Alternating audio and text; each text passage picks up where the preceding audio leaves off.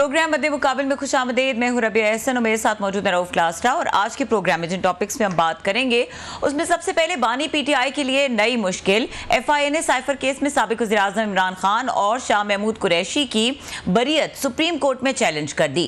Prosecution ने सबूत और फॉरेंसिक शुदा दस्तावेजात ट्रायल के दौरान मुहैया किए। हाई कोर्ट का फैसला यह जाहिर नहीं करता कि किन बुनियादों पर मुल्जिमान को बरी किया गया। दरखास्त में मौकिफ, अहम डिटेल्स इस हवाले से आपके साथ शेयर करेंगे। इसके अलावा बात करेंगे पंजाब हुकूमत ने 5400 अरब रुपए का बजट पेश कर दिया। पीपल्स पार्टी की पंजाब असम्बली इजलास में भी अलामती शिरकत, ऑपोजिशन का शोर शराबा। 100 यूनिट तक बिजली इस्तेमाल करने वालों को मुफ्त सोलर देने का ऐलान। 5 मरले तक घर बनाने वालों को आसान कर्जा। पंजाब में मरियम सरकार के किसानों के लिए बड़े पैकेज की तैयारियों के दावे।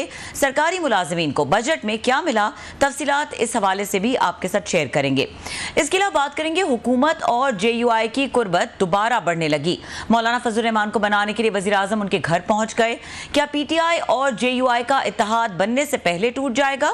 नूर आलम खान के चेयरमैन पब्लिक अकाउंट्स कमेटी बनने के इम्कानात भी बढ़ गए। क्या मौलाना फजल रहमान कश्मीर कमेटी के चेयरमैन बनने जा रहे हैं? ये तमाम मुमकिनात हैं जिनके ऊपर आज के प्रोग्राम में बात करेंगे। और हमें प्रोग्राम के आगाज में ज्वाइन किया है एफआईए प्रोसिक्यूटर मुमताज कानूनदान भी हैं सैयद जुल्फ़िकार अब्बास नकवी साहब ने। उनको वेलकम करेंगे। अस्सलाम वालेकुम सैयद जुल्फ़िकार अब्बास नकवी साहब। जी अस्सलाम वालेकुम जी, थैंक यू वेरी मच। अच्छा जुल्फ़िकार साहब, हम बात करेंगे ये जो हुकूमत पाकिस्तान ने स्टेप लिया है और सुप्रीम कोर्ट में साइफर केस में जो बानी पीटीआई और शाह महमूद कुरैशी की बरीयत है उसको चैलेंज कर दिया गया है। क्यों चैलेंज किया गया है और क्या बुनियादी वजूहात की बेसिस हैं जिसकी बेसिस पे आप लोग सुप्रीम कोर्ट में गए हैं? देखिए जी, अभी तो वैसे शॉर्ट ऑर्डर आया है, लेकिन इक्वटल तो उन्होंने की है और प्रोसिक्यूशन ये समझती है कि उन्होंने जो रिक्वायर्ड एविडेंस थी वो सारी की सारी प्रोड्यूस की ड्यूरिंग द ट्रायल। और साथ ही साथ जो 342 की स्टेटमेंट थी इमरान खान की, जिसमें उसने सारी अक्रंस को एडमिट किया है, तो इस लिहाज से केस जो है वो फुली प्रूफ था और कन्विक्शन होनी चाहिए थी। लेकिन अनफॉर्चुनेटली जो है वो इक्वटल हुई है। अभी रीजन तो नहीं आए, लेकिन बज़ाहिर ऐसा लगता है कि जी जो ऑर्डर है, जजमेंट है, वो परवर्स है और not based on material available on the file. अच्छा ये भी बताइए जुल्फ़िकार अब्बास नकवी साहब कि जो आप कह रहे हैं कि अभी कुछ एग्जैक्ट नहीं पता कि किस बेसिस पे उनको इक्वटल उनका हुआ है, ये बताइए कि जो फैसला आया उस पर जो बातचीत हुई, जो तनकीद हुई, वो ज़्यादातर यही थी और जितने भी माहिर कानून थे उनका ये कहना था कि जिस तरीके से इस केस को चलाया गया है, जिस जल्दबाजी का मुजाहिरा किया गया, वो बुनियादी वजह बना इस बरीयत का। आप इससे इत्तफाक करते हैं? देखें, बड़ी इंटरेस्टिंग बात है। अगर 1 मिनट के लिए, वैसे तो पूरे ट्रायल के दौरान अगर आप रिकॉर्ड देखेंगे तो 65 मिसलिनियस एप्लीकेशंस मूव की, जिन्होंने हर मुमकिन कोशिश की ट्रायल किसी न किसी तरह डिले होता रहे डिफेंस की तरफ से। दूसरी जो इम्पोर्टेंट बात है, जो कि हमने वहाँ पे पॉइंट रेज भी किया था, कि अगर ये कोर्ट ये समझती है कि ट्रायल जो है प्रॉपर अपॉर्चुनिटी नहीं दी गई और आर्टिकल 10A की रिक्वायरमेंट पूरी नहीं हुई, तो फिर आप मेरिट पे तो फैसला ही नहीं कर सकते। फिर तो आपने केस वापस ट्रायल कोर्ट को भेजना है, जो भी अगर इनके खदशात हैं या तापुदात हैं उनको दूर करने के लिए। अब मज़ेदारी की बात है कि ऑन दी वन हैंड वो ये कह रहे हैं कि जी ये फेयर ट्रायल नहीं हुआ और जल्दी में हुआ और हमें मौका नहीं दिया गया। उसके साथ ही फिर मेरिट पे भी इक्वटल की बात कर रहे हैं। ये समझ से बालातर है और यही पॉइंट हमने एजिटेट किया है अपनी अपील में जो फेडरल गवर्नमेंट ने दायर की। सर बड़ी मेहरबानी आपने ज्वाइन किया सर, क्योंकि आप प्रोसिक्यूटर भी हैं और ये जो ये पिटीशन फाइल की गई है आपने ड्राफ्ट किया सर और आपके इस पर सिग्नेचर और नाम मौजूद है जो सुप्रीम कोर्ट में गई है। तो मेन इसमें जो उनका ये डिफेंस का आर्गूमेंट जो था वो यही था कि इसको जस्टिस को रश किया गया, इंतज़ार नहीं किया गया और जो प्रोसिक्यूशन विटनेसेस थे उनको उन्होंने आगे एग्जामिन नहीं करने दिया। वो अपनी जगह पे सारे उनके जो भी थे और उसको कोर्ट ने भी अप्रिशिएट किया और उस पर उनको क्वेटल की गई। तो अभी आप समझते नहीं है कि डिटेल जजमेंट का आपको इंतज़ार करना चाहिए था? आप फिर उसी तरीके से आपने फिर रश किया है, जल्दी किया है। अभी तो हमें पता ही नहीं है कि कौन सी पॉइंट्स होंगे, कौन सी रीजनिंग होगी, लॉजिक होगी जो अपनी डिटेल जजमेंट में देंगे। आपने जो पॉइंट लिखे हैं इसमें मुमकिन है कि कोर्ट जो है वो किसी और तरीके से अपनी जजमेंट दे। तो कल को ये समझते नहीं है कि एक और एम्बेरसमेंट हो सकते हैं सुप्रीम कोर्ट में कि डिटेल जजमेंट आए बगैर आप शॉर्ट ऑर्डर पे आप सुप्रीम कोर्ट चले गए हैं। सर कलासा साहब, एक बात मैं क्लियर करना चाहता हूँ। फेडरल गवर्नमेंट ने फाइल की है petition through attorney general office के जरिए। Right sir. तो दस्तखत भी जो है डिप्टी अटॉर्नी जनरल के हैं। दूसरी बड़ी आपने बात की है इस बात के लिए कि शॉर्ट ऑर्डर है। बेसिकली सुप्रीम कोर्ट में जब शॉर्ट ऑर्डर हो जाए तो with in the prescribe time जो है वो आपको यू हैव टू फाइल है। हो सकता है जजमेंट 3 महीने ना आए, 2 महीने ना आए, जब तक लिखी जाए। तीसरी बात ये कि जो अभी हमने पिटीशन मैंने पढ़ी है उसके अंदर ये लिखा हुआ है इस बात का कि ये जो ग्राउंड्स हैं जब डिटेल जजमेंट आएगी तो हम और ग्राउंड को भी ऐड कर सकते हैं। अभी हमने जो इस अपील के जो मेमोरेंडम है उसके अंदर जो अपरेंटली इनलीगलिटीज और परवर्सिटी शो हो रही है जिस डिसीजन से, उसको हमने हाईलाइट किया है। तो मैं नहीं समझता कि किसी किस्म की हमें इस बात पे प्रॉब्लम हो कि सब्सिक्वेंटली जो है वो हमें डिटेल जजमेंट आने के बाद हमें ये कहा जाए। दूसरी बात आपने कहा कि रश किया, मैंने during the course of argument भी वहाँ पे कोर्ट के साथ एक बात की थी कि अगर आप कहते हैं ट्रायल कोर्ट में रश हुआ है तो सुप्रीम हाई कोर्ट में जो अपील है 3.5 महीने के अंदर 3 महीने के अंदर ये 22 अपील होगी या एक आध कोई और शायद होगी जिसके तहत जो अपील जो है वो 3 महीने के अंदर फैसला हो गई, वरना अदरवाइज 4 साल 3 से 4 साल है शेल्फ पीरियड किसी भी केस का। तो बात ये कि तो ये कोई ग्राउंड नहीं है इस बात का कि जी ट्रायल क्यों जल्दी हो गया या अपील क्यों जल्दी सुनी गई। ये कोर्ट की अपनी डिस्क्रिप्शन है और केस टू केस से डिपेंड कर रहा होता है। अच्छा सर, तो ट्रायल भी ठीक हुआ है। जी सर। जी बताइए सर। आपने क्योंकि पूरा कंप्रिहेंसिवली इस ट्रायल को आपने प्रोसिक्यूटर के तौर पर हैंडल किया, डील किया, सारी इसकी डिटेल्स भी आप समझते हैं, जानते हैं। हमारी बात हो रही थी ये जिस दिन ये बरी हुए थे इमरान खान साहब और शाह कुरैशी साहब, आपके भी कुलीग हैं, दोस्त हैं, शाह खावर साहब साबिक जज भी हैं, इनिशियली प्रोसिक्यूटर भी रहे हैं इसी केस में, वो भी एग्री कर रहे थे कि इतनी जल्दी करने की ज़रूरत नहीं थी अदालत को। वो उन्होंने जिस तरह रश किया है और जिस तरह उनका प्रोसिक्यूशन ने सारी डिफेंस का जो क्रॉस एग्जामिनेशन का राइट था उसको उन्होंने सीज करके अपना सरकारी वकील लगा के तो सारा प्रोसेस एक ही रात में भुगताया। तो वो भी यही बात कह रहे थे कि जो उन्होंने हाई कोर्ट ने की थी कि इतनी जल्दी की ज़रूरत नहीं थी, जिसका बेनिफिट ऑफ द डाउट जो है वो उनको मुल्जमान को किया। तो डू यू एग्री सर, क्योंकि आप तो प्रोसिक्यूटर थे तो बेसिकली तो ये आप पे ही आ रहा है कि आपने रश करवाए गाहक जो। मैं थोड़ा सा डिफर करूंगा। शाह खावर हमारे दोस्त भी हैं और बहुत अच्छे कॉम्पिटेंट वकील है और हमारे साथ भी इनिशियली रहे, लेकिन सब्सिक्वेंटली जो उन्हें वो नहीं थे जब ये ट्रायल हो रहा। आप इमेजिन करें कि कोई ऐसा ट्रायल आपको नहीं मिलेगा जहाँ डिफेंस की तरफ से 65 मिसलिनियस एप्लीकेशंस मूव की गई, 65, और आप एक पॉइंट पे 6 दफा दरखास्तें दी गई just to delay the matter. दूसरी बात ये कि हाईकोर्ट रूल्स ये कहते हैं कि जब कोई आदमी कस्टडी में हो तो ट्रायल जो है वो डे टू डे की बुनियाद पे होना चाहिए, जो कि एप्लीकेबल है इस्लामाबाद हाईकोर्ट के अंदर भी। तीसरी बात ये है कि अगर फर्ज कर लें ये ट्रायल आर्टिकल 10A की रिक्वायरमेंट को पूरा नहीं करता था तो सोल्यूशन तो सिर्फ एक था कि केस को रिमांड किया जाए, फिर मेरिट पे कैसे फैसला हो जाता है, फिर आप बेनिफिट जब आप कहते हैं कि मेरिट पे बात हो तो फिर जो भी मटेरियल है वो आपको एज इट इज पढ़ना पड़ेगा। तो यहाँ पे तो अजीब बात हुई है, एक तरफ तो आप ये कहो कि जी आर्टिकल 10A की रिक्वायरमेंट पूरी नहीं हुई और दूसरा उसके साथ ही आप एक्सक्यूज को बरी कर दो, which is totally contradictory. Sir और यही ग्राउंड हमने अपने जो अभी अपील फेडरल गवर्नमेंट ने की है उसके अंदर लिए हुए। तो लिहाजा कोर्ट जो है वो या तो ये माने इस बात के लिए कि ट्रायल सही हुआ और उसके बाद मेरिट पे फैसला होगा, अब या ये कहे कि जी ट्रायल सही नहीं हुआ तो फिर मेरिट पे फैसला नहीं हो सकता। अच्छा सर, आपने बड़ा इसको तफसील से बताया, ये पिटीशन में ये बात लिखी हो कि 65 उन्होंने वहाँ पे एप्लीकेशन दी थी ट्रायल के दौरान।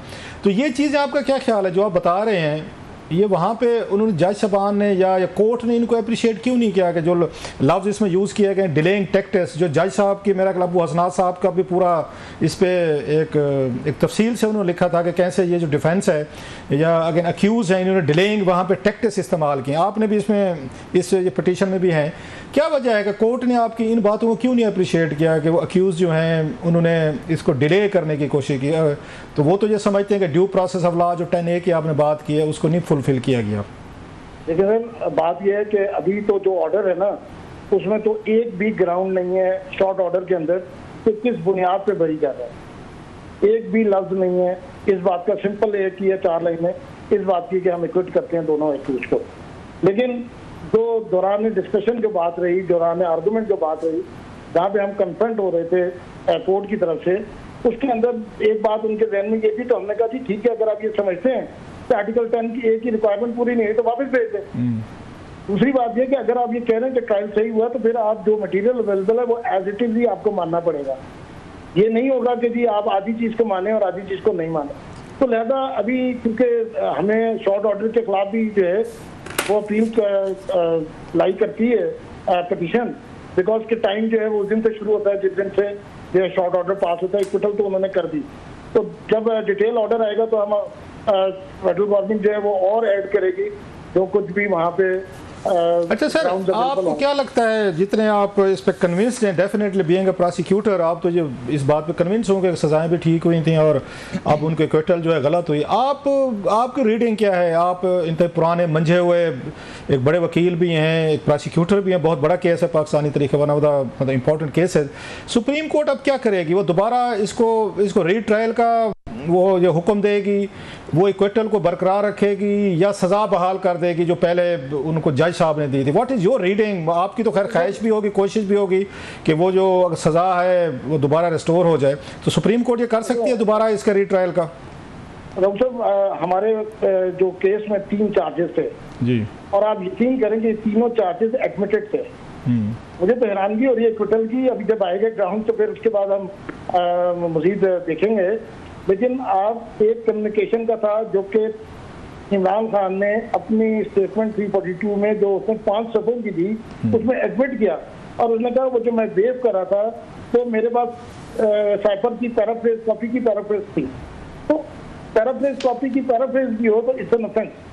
तो आप पता नहीं किस तरह कोर्ट मीट करेगी, देखेंगे। अभी रिटेंशन का वो खुद कह रहे हैं, बल्कि उनका जो एसपीएम जो सेक्रेटरी प्राइम मिनिस्टर था आजम खान, उसने कहा मैंने खुद बाय हैंड उनको दी और जो उन्होंने वापस नहीं दी, तो रिटेंशन कैसे आप कह सकते हैं कि रिटेंशन नहीं? अच्छा, आपका मेन तो एक ही था जो मुझे समझ आई सर, अगर please correct me if I am wrong, main तो एक ही चार्ज था खान साहब पे कि उनको कॉपी दी गई। आजम खान साहब ने भी अपने बयान में कहा जी मैंने खान साहब को कॉपी दी 11 अप्रैल तक, जब मैंने दोबारा मांगी लास्ट डे तो खान साहब ने कहा जी गुम हो गई, उन्होंने कॉपी मुझे नहीं दी। सिर्फ एक ही चार्ज था जिसपे उनको 10 साल की सजा हुई थी कि उन्होंने कॉपी गुम की है, वापस नहीं की है, इसके अलावा भी कुछ थे आपके? नहीं, 3 चार्जेस है। कम्युनिकेशन भी स्टैब्लिश थी, कम्युनिकेशन स्टैब्लिश थी विद दिस फाइंडिंग कि इनकी इस कम्युनिकेशन की वजह से फॉरेन पावर को बेनिफिट हुआ है, नंबर 1। नंबर 2 रिटेंशन का था अलग, नंबर 2 था जिसमें उसमें 2 साल सजा थी रिटेंशन के हवाले से, कम्युनिकेशन के हवाले से 10 साल सजा थी, और रीजनेबल केयर ना करने से वो 2 साल सजा थी। अब आप ये देखेंगे एक इंफॉर्मेशन आप तक पहुंची है, बीइंग ए प्राइम मिनिस्टर, आप अंडर ओथ हैं, you can not agitate in front of any unauthorized person, but admittedly he did। तो अब आप मुझे बताएं कि ये साबित तो नहीं होता, तो हमारे ख्याल में वो डिसीजन जो है इक्विटल का परवर्स है, और इंशाअल्लाह ताला we will be successful in that. अच्छा, वो ये कहते हैं कि उसमें आपके हालांकि विटनेसेस जो हैं, पहले भी हम शायद प्रोग्राम में बात कर चुके हैं कि 3 फेडरल सेक्रेटरीज एक तरह के ग्रेड 22 के थे। आजम खान साहब प्रिंसिपल सेक्रेटरी थे, असद मजीद साहब थे, फिर उसके बाद सोहेल साहब थे, तीनों ग्रेड 22 के। एक ने वो ये साइफर को लिखा, दूसरे सेक्रेटरी थे यहाँ पे खारजा, उन्होंने प्रोसेस किया, सब कुछ हुआ। तो वो तो ये समझते हैं कि शायद आप ये पॉइंट इस्टेब्लिश करने में ये नाकाम रहे कि उनको नुकसान क्या हुआ पाकिस्तान को इंटरनेशनल रिलेशन में या पावर्स के साथ, तो वो तो इस बात पे भी था मेरा ख्याल अदालत का या उनके जो सेक्शन ऑफ लॉ है ना, उधर लिखा है इंटेंडेड और कैलकुलेटेड, ठीक है। अच्छा।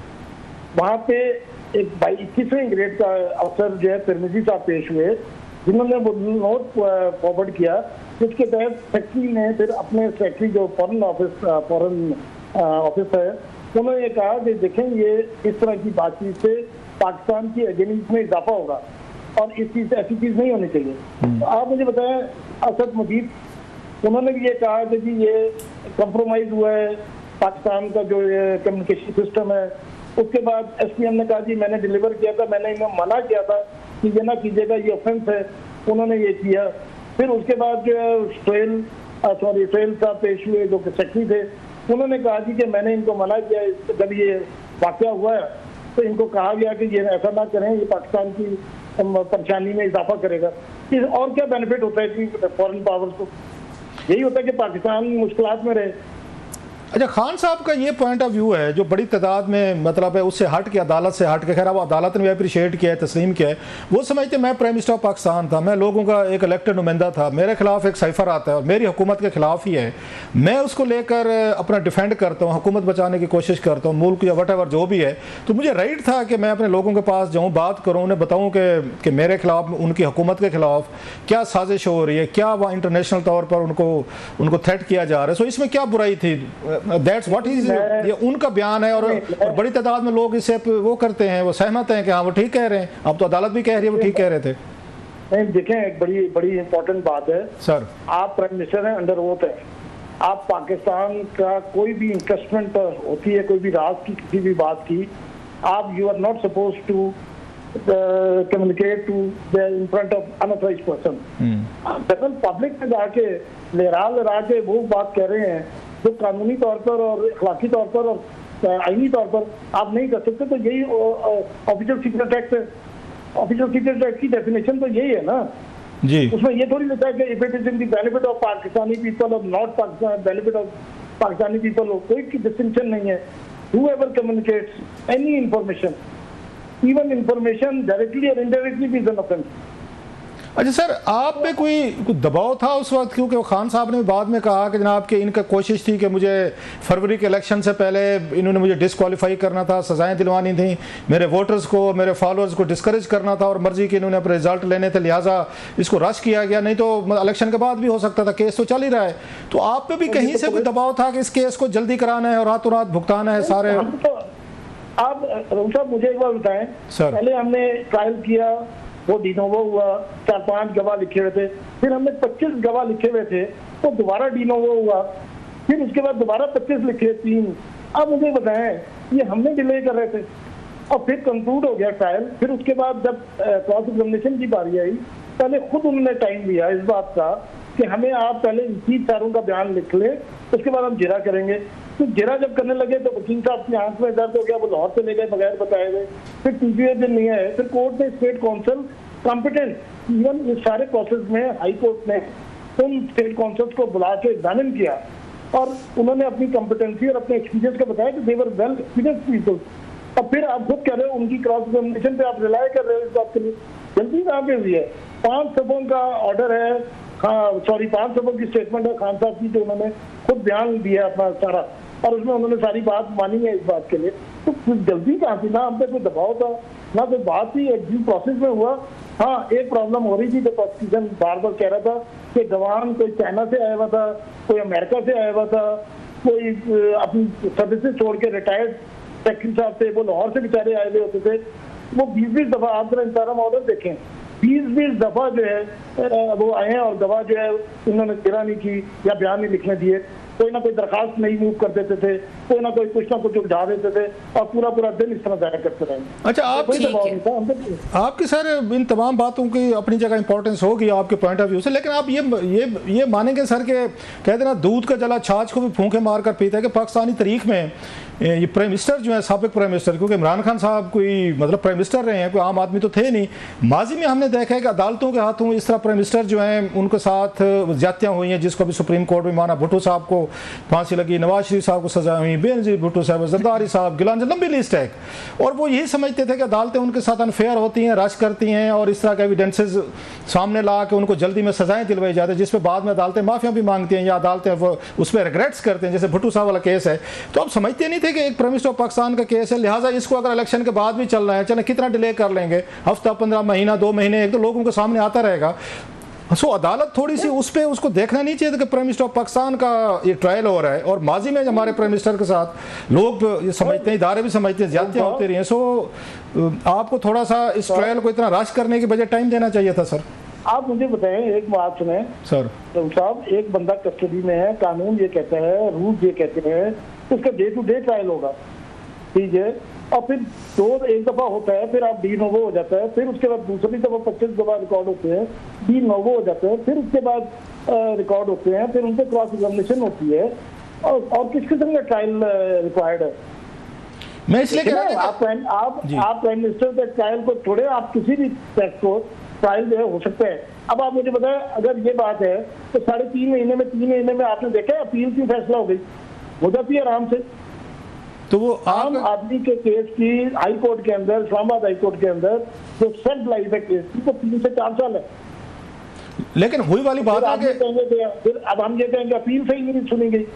नहीं, हम ये कह रहे हैं क्योंकि वो प्राइम मिनिस्टर ऑफ पाकिस्तान का केस था, इसलिए वो अदालतें भी इस पे, क्योंकि माजी में ऐसे फैसले आए हैं जिसकी वजह से अदालतों को खुद रिग्रेट्स करने पड़े हैं कि शायद फैसले ठीक नहीं थे, एम्बेरसमेंट हुई अदालतों को। भुट्टो साहब द केस इज इन ये क्वेश्चन। नवाज शरीफ साहब का भी ऐसे है, जो उनको ये हाईजैकर वाला केस था वो भी इसी तरीके से लोग समझते थे, पोलिटिकली मोटिवेटेड था, मुशर्रफ साहब ने किया था। सो थोड़ा सा लोग दे टेंड टू बिलीव कि वजीर आजम कोई भी होगा उसके साथ अदालतें या दीगर पावरफुल पावर ये जो कुव्वतें हैं ज्यादती करते हैं, लिहाजा लोग तो ये समझते हैं कि जो वजीर आजम ये कटहरे में आता है उसके साथ ज्यादती होती है, रियासती इदारे उनके खिलाफ खड़े हो जाते हैं और इसी वजह से उनको सजाएं मिलती हैं या नहीं मिलती। राउत साहब, मैं आपको एक अर्ज करूं सर कि प्रोसिक्यूशन की तरफ से मैंने जजमेंट भेज की भुट्टो साहब के रेफरेंस वाली सर, और मैंने कहा कि अगर आप ये समझते हैं कि उनको फेयर ट्रायल नहीं मिला आर्टिकल 10A के तहत, तो आप वापस भेज सकते हैं। आपको ये ना हो कि बाद में रिग्रेट हो। आप इस बात को पहले कंक्लूड कर लें कि यस, ये ट्रायल जो है वो फेयर हुआ है या नहीं हुआ। अगर आप ये समझते हैं कि प्रॉपर फैसिलिटी नहीं मिली गई, इनके ग्रीवेंसेस नहीं रिप्लेस हुए, इनको मुकाबला वकील नहीं मिले, तो फिर केस को ट्रायल कोर्ट को दोबारा भेज देते हैं। आपने ट्रायल के साथ आपने एक तरफ तो कह रहे हो ट्रायल बिल्कुल ठीक हुआ है, तभी मेरिट पे फैसला करें। ठीक है ना, हाई कोर्ट के पास ये इख्तियार है, अगर वो जिरा का मौका अगर ट्रायल कोर्ट को नहीं भेजती तो हाई कोर्ट ओरिजिनल जुरिडिक्शन में इनका ट्रायल कर सकती थी, इनकी एविडेंस अपने उसमें इस जुरिडिक्शन में भी जो है वो उनको क्रॉस एग्जामिनेशन का मौका दे सकती थी। आप एक ही वक्त में कह रहे हो कि ट्रायल सही नहीं हुआ और दूसरी तरफ ये कह रहे हो कि ट्रायल सही हुआ और मेरिट पे फैसला कर दें। अच्छा सर, लास्टली सर, आप इतने बड़े ये वकील हैं, आपकी बहुत बड़ा अपना नाम है इस फील्ड में, आपकी क्या रीडिंग है इससे हट के, प्रोसिक्यूशन से हट के, आपके एक ऑफिशियल जो आपकी वो ड्यूटी थी, you are performing there as a prosecutor, आपका क्या ख्याल है अदालतें इस साइकोलॉजिकल या हिस्टोरिकल दबाव में थी कि इस मुल्क के वजीर आजम पहले भी फांसियां लगते रहे हैं, उम्र कैद होती रही है, सजाएं होती रही हैं, एक और वजीर आजम को भी इसी तरह सजा हो रही है, सो वो थोड़े से केयरफुल थे कि हमारे ऊपर ना पड़ेगा, हमने एक और वजीर आजम को हमने सजा दे दी या अपहेल्ड कर दी सजा को। Do you think they were under एक साइकोलॉजिकल हिस्टोरिकल एक दबाव, प्रेशर? नहीं राहुल, मैं तो लीगल आदमी हूँ सर, मैं तो सिर्फ आपने मुझसे कानूनी नुकात की बात की है sir, and I have answered दोस्त। जो कुछ ट्रायल के दौरान हुआ लीगली आज भी हम समझते हैं कि हमने प्रूव किया कि था और ट्रायल कोर्ट की सजा ठीक थी।